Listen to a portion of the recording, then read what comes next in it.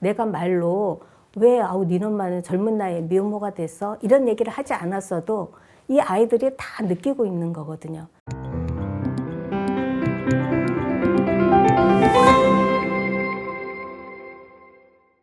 안녕하세요. 한부모 가정 사랑의 황은숙 회장입니다.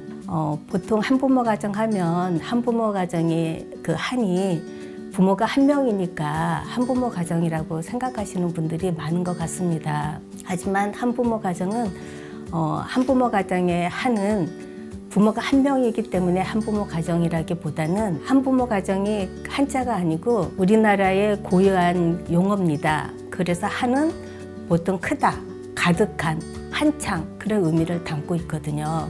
1998년 정도부터 여성단체를 중심으로 이전에 편부모 가정이라고 불렀던 용어를 한부모 가정으로 대처해서 사용하고 있습니다. 즉 한부모 가정은 한쪽 부모와 자녀로 구성되어 있지만 어느 가정 못지않게 온전하고 아름다운 가정이다 라는 의미에서 한부모 가정이라는 용어를 사용하고 있습니다. 한부모 가정은 이혼가정, 사별, 미혼모 별것뿐만 아니라 모자가정, 부자가정, 조성가정으로도 나눌 수 있다고 말씀드릴 수 있겠습니다. 한부모 가정의 유형은 혼인별로 또는 양육자에 따라 달라질 수 있는데요. 혼인 상태별로 보면 이혼가정, 사별가정, 미혼모부 가정, 별거가정으로 나누고요. 양육자별로 볼 때에 모자가정, 부자가정으로 나누어집니다. 이제 별거가정, 유배우 가정이 있는데 이제 장기 입원을 했거나 그 형무소 같은 그런 곳에 계실 때에 부부가 떨어져 있을 때도 우리가 유배우 가정으로 나누어 이야기하고 있습니다. 아까 말씀드린 양육자별로 분류에서는 모자가정, 부자가정뿐만 아니라 조성가정도 포함이 되는데요.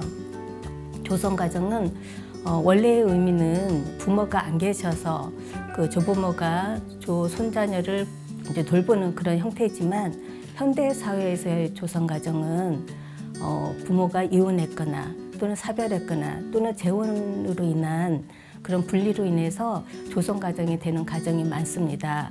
한부모 가정의 4대 고충이라고 우리가 얘기를 하는데요.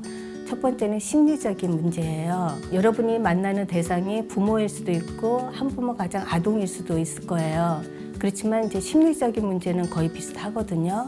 그래서 이혼하거나 미혼모가 됐을 때, 내가 사별을 했을 때 그분들은 인생에서 가장 힘든 어떤 상황에 놓이게 되는 거거든요. 그러다 보니까 때로는 우울감, 상실감, 분노감, 좌절감, 열등감, 다양한 부적 정서를 갖게 됩니다. 그런 정서를 갖고 있으면 어떤 행동이, 태도가 좋은 쪽보다는 좀 안 좋은 쪽으로 이렇게 표출될 가능성이 있거든요. 이렇게 표출되면서 나오는 그런 모습이라고 보여지고요. 그걸 뭔가 문제 있다고 인식하기보다 얼마나 힘들면 지금 심적으로 얼마나 고통스러우면 저런 모습을 보일까 하고 이해하는 것이 멘토링을 하는데 더 큰 도움이 되리라고 생각합니다. 두 번째는 경제적인 어려움이에요.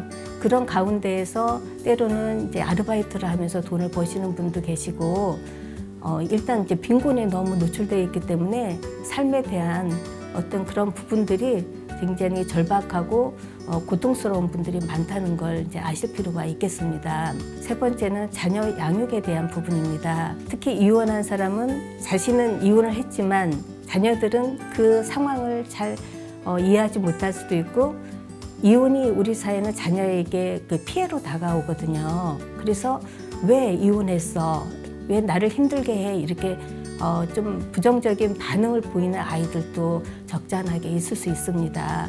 그럴 때 부모는 자신의 결정에 대해서 후회하게 되고 내가 아이를 더 나쁘게 만드는 것은 아닌가 근심을 하게 되는 경우들이 있거든요. 그래서 우리가 아이들이 부모의 그 이혼을 제대로 받아들이고 또 자녀도 그런 현실에서 극복할 수 있는 그런 멘토의 어떤 역할들이 주어진다면 이 상황도 잘 극복해 나갈 수 있으리라고 생각을 합니다.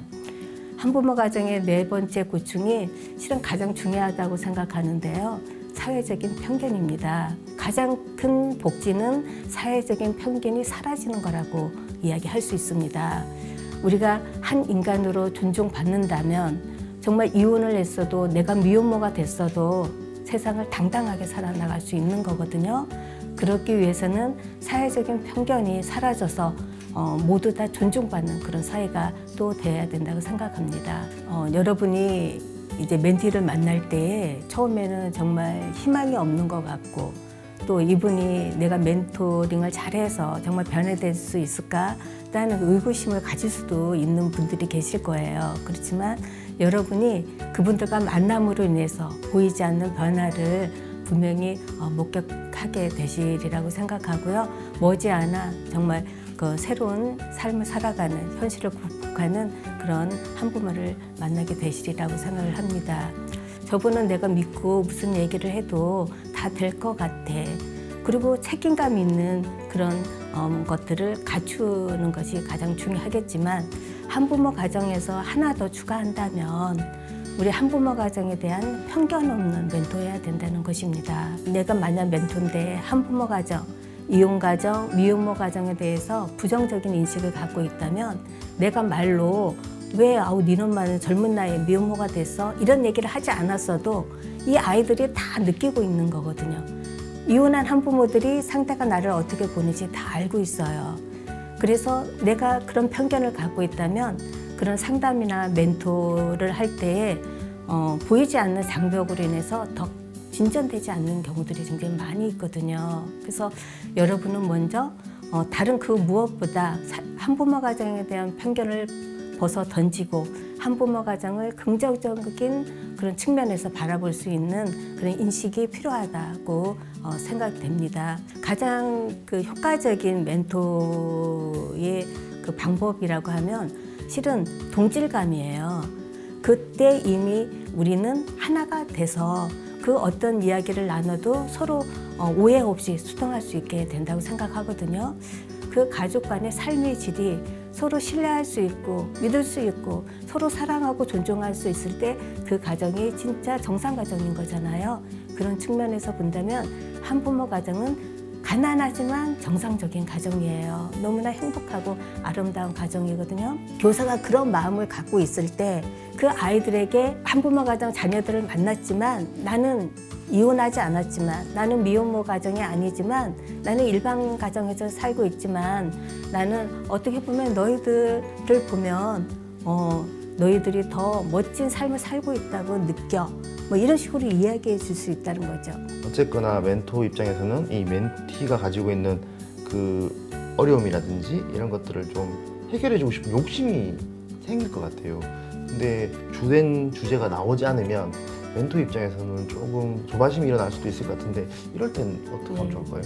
그래서 뭐 우리가 멘토를 하지만 그렇다고 한부모 가정 이야기를 직접적으로는 안 했지만 우리의 작업 속에서 그 아이 한부모 가정 아이가 갖고 있는 어려움이 표출될 수 있도록 해야 되는 그런 필요성이 있잖아요. 그래서 한부모 가정 아동과 이야기할 때는 우리가 주로 이제 미술 치료적인 접근이라든가 아니면 뭔가 이렇게 그 도구를 통한 작업실을 통한 그런 거를 통해서 아이가 자기의 생각을 표출할 수 있도록 하고 아이가 느끼는 가족에 대한 인상은 이 서로 소통하고 있는 형제. 엄마는 일찍 회사 가고 저녁에 늦게 들어오는데 내가 집에서 만나는 건 내 동생, 내 뭐 오빠 이런 형제잖아요. 그것이 얘한테는 가족일 수 있는 거고 또 그걸 통해서 우리는 이 그림에 철수하고 영인이 있는데 엄마는 없는 것 같아. 엄마는 어딘 가신 거야? 하면서 우리가 이야기를 끌어낼 수 있잖아요. 말이 아니라 어떻게 보면 이런 도구를 통한 접근 이런 것들이 더 수월할 수 있는 거죠. 우선적으로 그 멘티들의 이야기를 좀 주로 듣는 건데 그게 조금 힘들 경우에는 어쨌거나 뭐 도구라든지 어떤 다른 방식들을 이용해서 접근하는 것도 굉장히 좋은 방법이겠네요. 이 아이가 낯선 사람에게 내 마음을 열지 않죠. 처음에는 이런 작업으로 납부를 형성해서 서로의 신뢰감이 형성됐을 때 그 아이가 실은 우리 엄마 아빠 이혼했어요. 그래서 저 어디서 살아요. 이런 식으로 이야기를 하는 거거든요. 그때를 기다려야 된다는 거죠. 제가 처음부터 부모님 이혼하셨어? 너 아빠 만나? 너 엄마하고 사니까 좋아? 엄마가 때리지 않았어? 이런 걸 물어보는 게 아니라 처음에는 그냥 요즘 힘든 거 없어? 요즘 뭐가 좋아? 학교 생활은 어때? 하면서 그러면 걔가 이제 한부모 관련되지 않은 건 대답을 하거든요. 저 오늘 속상했어요. 동생이 괴롭혀서 힘들었어요. 그런 얘기를 할 때 우리는 그 이야기에 공감하면서 그래 네가 이래서 굉장히 힘들었을 수 있겠다. 그러면서 그런데 이렇게 네가 이렇게 동생하고 계속 같이 있는 이 상황인 것 같은데 엄마는 그러면 이때 어디 계신 거야? 이렇게 물어볼 수 있잖아요. 이러면서 이제 차근차근 접근을 해야지 처음부터 다이렉트로 한부모 가정과 관련된 질문을 던지면 이 애는 더 도망가게 된다는 얘기를 한 거죠. 멘토 입장에서 멘토랑 이게 이야기를 하다 보면 예상하지 못한 내용을 알 때가 있을 것 같아요. 그런데 그 내용이 멘토가 개인적인 능력으로 할 수 없을 때, 그래서 아까까지 말했던 뭐 비상 버튼, 이 상황에서 자기의 능력치를 넘는 상황을 마주했을 때는 그 다음엔 어떻게 하면 좋을까요? 그래서 우리가 보통 상담에서도 슈퍼비전 받잖아요. 멘토가 최선을 다했지만 자기의 역량을 벗어나는 멘티를 만날 수 있어요. 그건 그 멘토의 잘못이 아니에요. 그건 그 아이가 정말 전문가도 다루기 힘들 정도로 힘들 수 있거든요. 그럴 때는 또 이 아이를 잘 돌볼 만한 다른 멘토와 바꾸는 방법도 있고요. 일단은 이제 슈퍼비전을 통해서 이런 상황인데 이 관계를 어떻게 극복할 수 있는지 더 높은 전문가와 상의해서 문제를 풀어나가야 되겠죠. 오늘 좋은 말씀 많이 주셔서 감사합니다. 감사합니다. 감사합니다. 여러분이 정말 내가 편견이 있다, 편견이 있을까, 아니면 없을까 이걸 알려면 내 자녀가 이혼모나 이혼이나 미혼모가 된다고 가정해 봤을 때 내가 그래도 그냥 지지하는 마음으로 내가 이야기할 수 있을 때 그때 비로소 나는 편견이 없다고 이야기할 수 있을 것 같습니다. 그런 마음으로 여러분이 한부모 가정의 부모와 자녀를 만나주신다면 여러분은 정말 그 누구보다도 최고의 멘토가 돼서 이분들의 삶에 굉장히 중요한 역할을 담당하는 변화를 모색하는 데 기여하는 그런 멘토가 되리라고 생각합니다.